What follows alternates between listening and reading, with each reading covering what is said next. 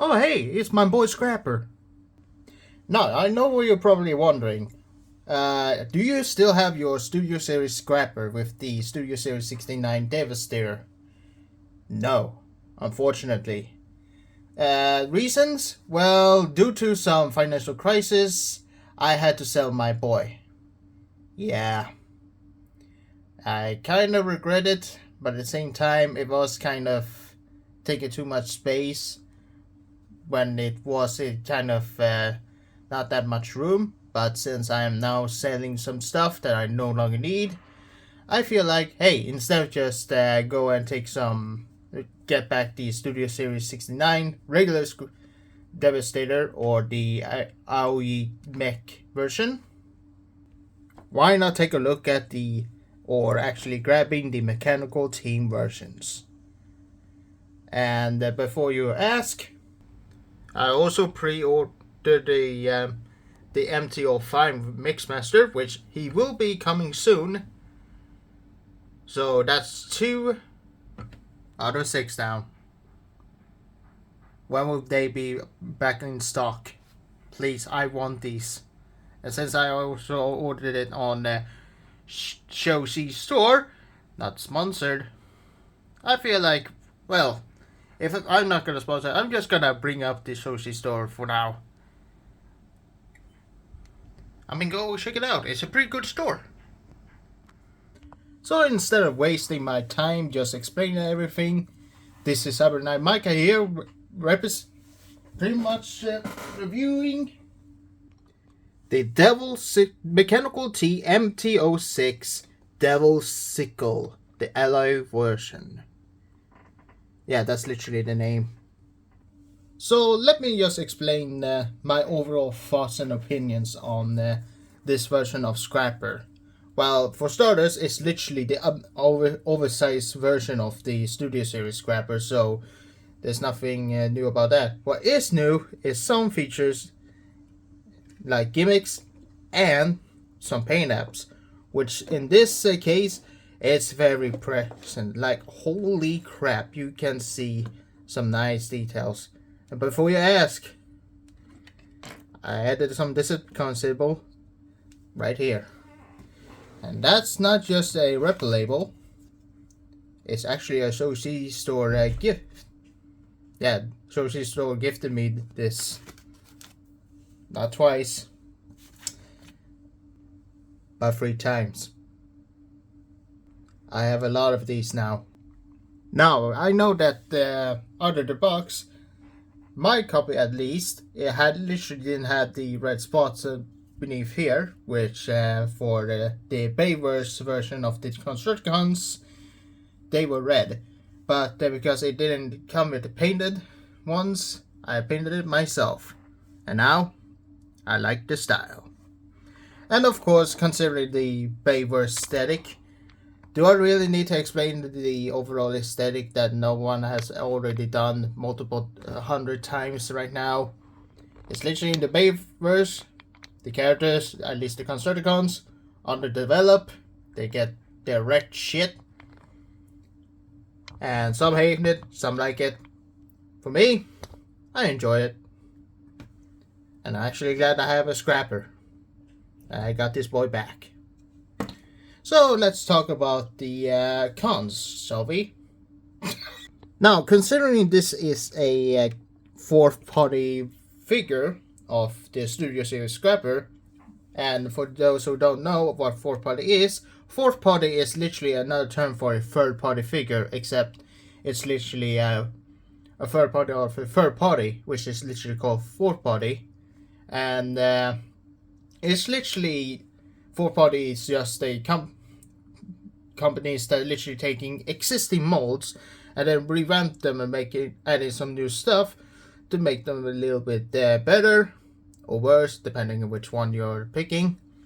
But for the Black Mamba, don't lie, this is literally a Black Mamba figure. They literally nailed this. And considering this is a KO, some joints tend to be a bit loose. Trust me, you will see once I literally untap this, and yep, Sometimes it can tend to be loose, but considering it's a fourth party, it's understandable. And considering it's a Sushi store product I literally purchased, I don't tend to complain considering I usually use points for them. No, literally, you can literally purchase this with points and then just getting it there just for regular price, just $1 or something like that.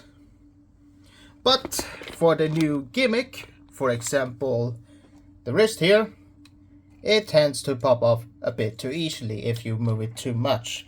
But it's a reason why it pops up is because mechanical team literally added this as a feature where it literally can recreate the clone of Scrapper. Well, considering I usually look at theories, well, considering if the theory is right that those constructor clones we saw in the desert, which are trying to hunt down Sam and Michaela, are drones, or aka clones of the Constructicons, then that makes sense. But anyway, this actually is a quite neat feature, even though it is on a metallic chain, which is nice. But you don't get a stand, which you can use, but from now I'm not gonna do it because it's gonna take much time. Anyway, if you do want to, you can also wrap around the chains like so. Boom. And now you don't have the English chains just hanging on the arm. Now it's wrapped around the arm. That's nice. But overall, while the cons may be a little bit of a loose joints, which is nothing new for KO products, it's literally just like that. I only complain about it if it's a third-party figure. But when it comes to this figure, holy shit, there's a lot of heft. And that's due to some neat, hefty plastic and some die-cast metal. For example, this shovel, well, the overall shovel here, die-cast metal. And a lot of these areas, holy crap, there's a lot of paint that is added, and even decals to make it even look more a construction vehicle, just transformed into a robot.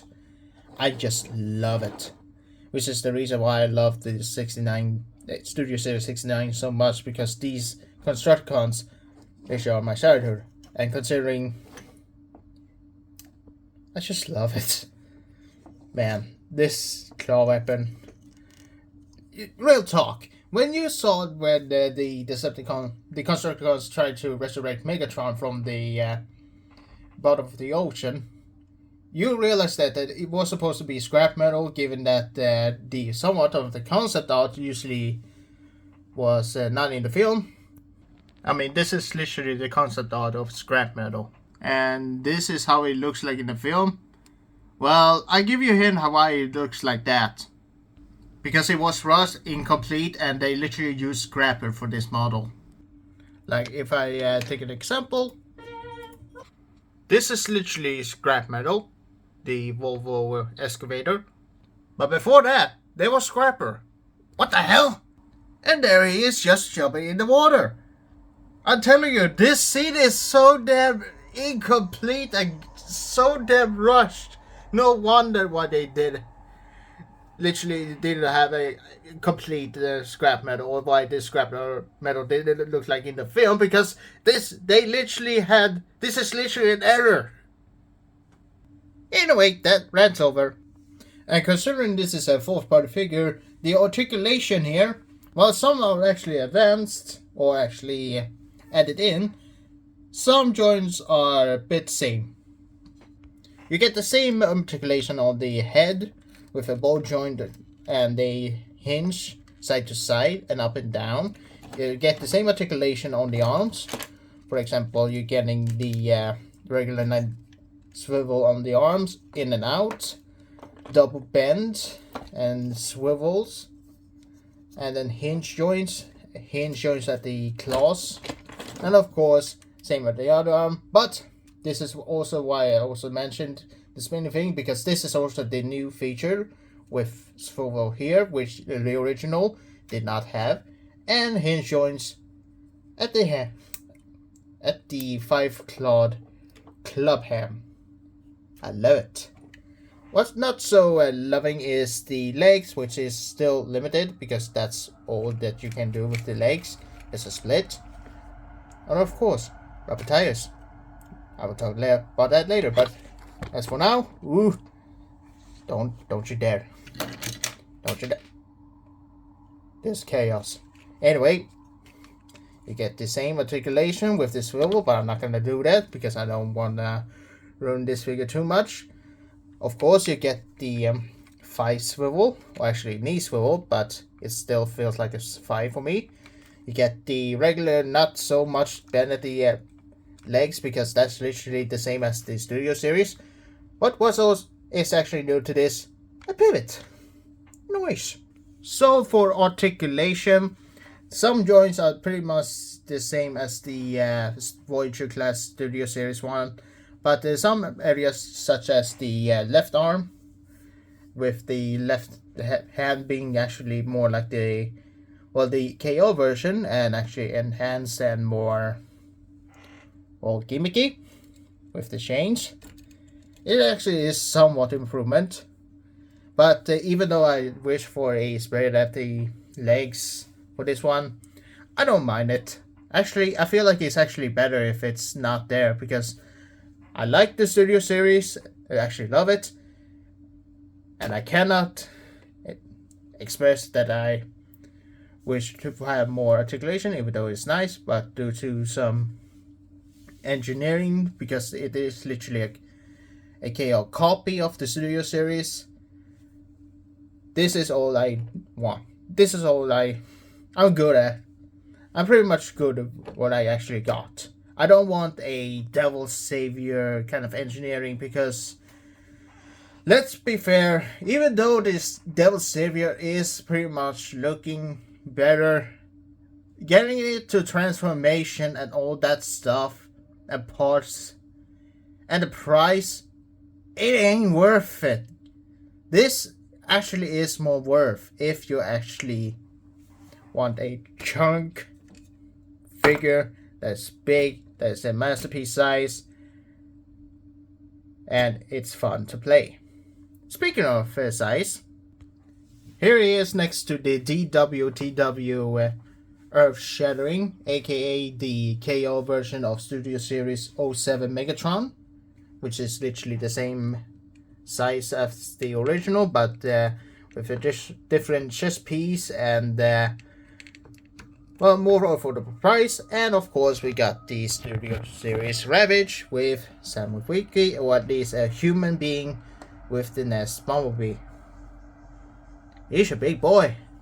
Well, considering I already I don't feel like people is gonna watch the how to transform it series. I feel like I'm gonna show off the transformation, even though I would like to actually separate those in a different video. But anyway, I'm gonna show you how to pretty much transform this version. All you need to do is just hinge up the head, so then shove it in. Actually, before that, you need to untap the arms here, and then you need to bring up the back section, literally where they the ratchet. Huh?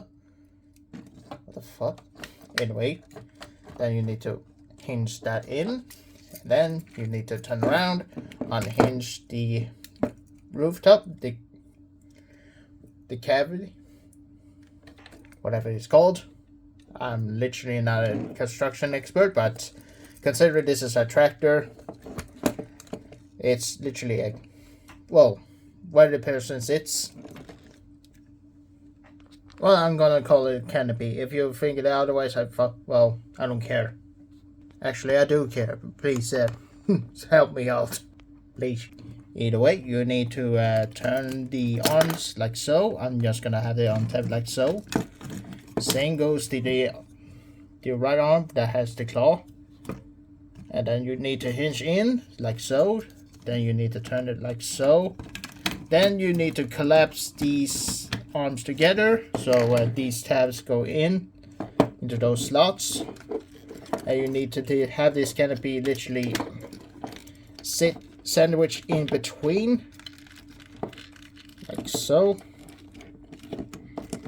But of course, when it's literally in the recording, it tends to get a little bit difficult.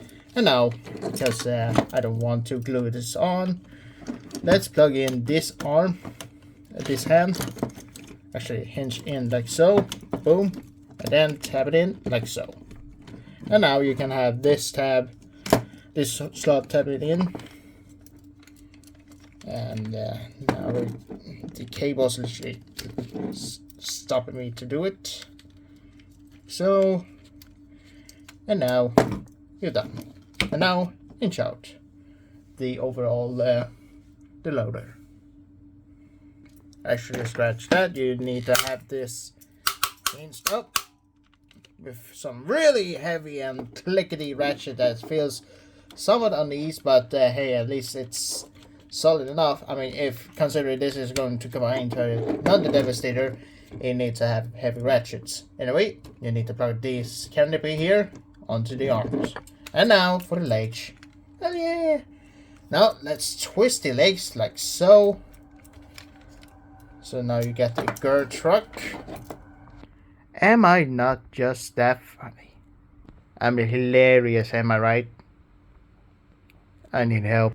Either way, you need to untab the shuffles, the feet. And this is why I'm saying that, considering even though it's diecast, the screws here literally tends to unloosen this up. And that's not just that one. Well, when you plug it in, this piece also is a bit loose, but it can be fixed with some modification.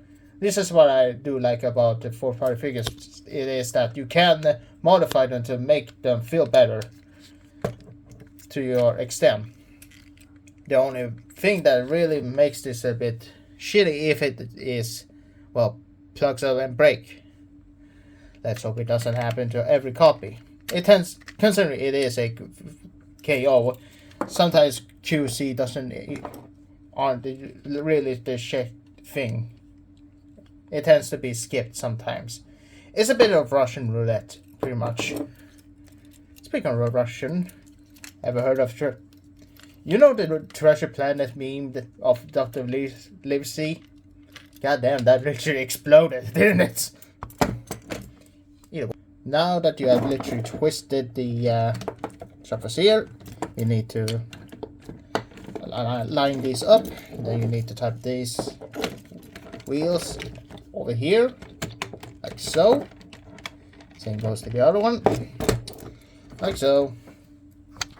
And now to the best part. Here we have it. And now you tend to well, align this up, of course. Make sure everything is aligned, safe and sound, and nothing on tabs or anything like that. And considering I'm recording, it tends to be shitty. By the way, you need to tab in those, and they can get real snug if you don't sand it. I recommend sanding it, but for now, let's leave it like so. Anyway, once you did that, you now tab it in, but also make sure that everything is tabbed in securely. Of course, you need to align everything. And am I missing something? Hold on. Oh yeah, make sure that these ones are also tabbed into the shovels, because otherwise then you have a loose connection. And making sure that everything is tabbed in and aligned, so the wheels doesn't always have 3 wheels only roll and the one other literally don't. And here we have the well, an unlicensed, well, wheel loader in his, here we have Scrapper in his wheel loader mode.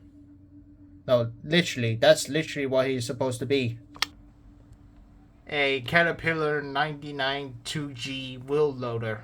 And the reason I searched Canopy was because I want to know if that is a Canopy, but I'm dumb. But considering they don't have the license to literally license him like that, it's reasonable why he didn't have the caterpillar on, or else they get sued. But at least it's a neat attempt. I mean, this excavator, well, I do like the excavator. I mean, the wheel loader. I mean, sure, I do like how the Devil Savior look more accurate to the screen model. But I actually like this one more because it's a beefy ass wheel loader. I mean, holy crap. It literally looks like a Tonka toy. And a well fun one at that. And with these rubber tires, you can get a well smooth roll with this guy. Whee! And size? Mamma mia, that's a big ass wheel loader. The Legacy Leader Class Blitzwing and the APC Toys 4-party Transformers Prime First Edition RC. And while we're at that, let's move these guys all the way because let's compare this wheel loader with this Convoy. Yes, the Lego Optimus Prime that I did a stream that nobody watches. Great. I mean, holy crap, that is a... Is this an Optimus Prime review? But before we end on the review with a high note, let's take a look at the combine mode. Let's start off with, well, unhinging the ratchet joints, untabbing the wheels, untab the shuffle, and this is the reason why I say it's really snug, because boy oh boy, it's snug. Too snug, but not too loose. And of course you get the floppy claws, but I don't mind. For now, I can fix that. Don't worry. Every time when I beat my meat. Wait. When I beat my meat. What the fuck? Anyway, let's unhinge that. Bring out the claws, and then untap the canopy, because that's what I'm gonna call it now. Don't judge.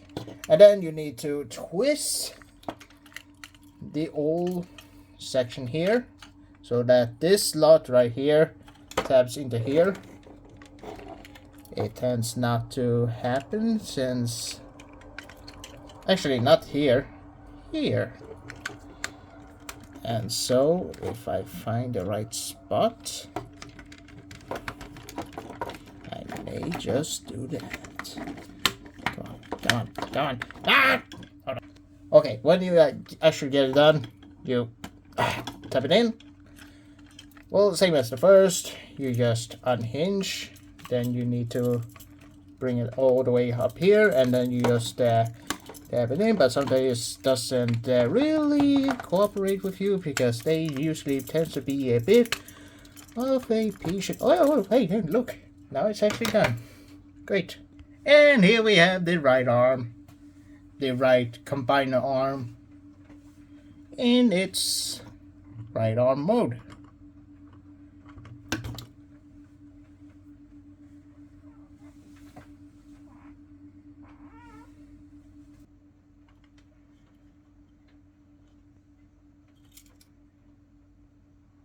This is a big arm. And they thought that the Devil Savior is a bigger RATF third-party Devastator. I think I found my gold mine. I think I literally found my pot of gold. And that's what the Articulation do. I really need to show you. I mean, it's literally an arm. What do you know? You literally saw the Studio Series scrap reviews. You know what this can do. Although you do tend to have the floppy die-cast metal shuffle. I can fix that. I can unscrew and just tighten up. Easy. So anyways, while I'm transforming this guy real quick, I might just add up or literally conclude myself the overall thoughts on this figure that I literally purchased on Sushi Store. Honestly, considering I literally loved the Studio Series Devastator, and I kind of regretted selling him off, and at the same time don't. This feels like an upgrade to me. I mean, sure, I do love the Devastator, and I can understand that adding a little bit bigger version might do a bit more unstable QC and such, but for mechanical team, I think they literally hit the gold mark. And considering the only ones that are left are Scavenger and Overload left, well, I'm still waiting for a Show C store to literally restock the first 4, literally MT-01 to 4. But seriously, I literally missed them out because I've already had the big boy himself. I actually feel like this truly is a great upgrade. Not the best thing ever, of course not. There's no such thing as a perfected figure, or perfect figure at that. But because this is a big, fun, solid, and intuitive figure that has literally the same quality, or literally the same fun aspect as the Voyager class, I feel like this is a must pick up if you want to have a bigger one, because while I like this Studio Series Devastator, the overall joint tolerances on the official tend to be a Russian roulette, since long hose feet tend to be wobbly and cannot support. But given that the mechanical team one, at least I've known so far, literally has, they always tend, this overall Studio Series tend to be wobbly, while the mechanical team, at least so far, tends to be having a more solid, more, well, die-cast construction, at least for some areas, to make it more stable, at least for some. I know some are actually gonna complain that the die-cast metal is a fake weight. Well, so is your opinion. Sorry about that, but it's true. But it's their own opinion. But for me, my honest opinion, I feel like this is actually a more upgrade. I mean, I do like the backdrop, but I do love having a Devastator that doesn't have a direct backdrop, and considering they literally are doing a bigger one, and since I've seen some pictures of the overalls, the mechanical team next to the Studio Series one, this is a good time to pick up this the overall mechanical team Constructicons, because I am so right now looking forward to actually pick up the rest of the 4, because I miss my Devastator, and I want him to have it in my collection so I can reunite him to my brothers and sisters in my collection. Because, oh my god, I feel complete. He's my boy, and I feel sorry to actually abandon him, but for me, I actually do enjoy having him in my collection again. So, my overall thoughts on this guy. Well, I already explained it, but to sum it up, if you have a Shoshi store, or actually logged into a Shoshi store, and you want this guy, literally comment and just use the points. I mean, literally, I do love the point system. It saves my ass to actually save cash and stuff, because while I do love the shark stuff and the official ones, they always comes costly when it comes to, well, not having something unique. But Shoshi Store, must really recommend it. And even the shipping is quite outstanding. I mean, some do tend to have a little bit longer, but for me, considering it takes like 8, 12, 10 to 20, depending what shipping you're doing, it is quite a good pickup now. And my honesty, I love him. And he's a big boy. My shin. Don't hurt my shin. Although I did make it a fucking... Is Mr. Incredible becoming uncanny, and I made him a little bit more... freaked.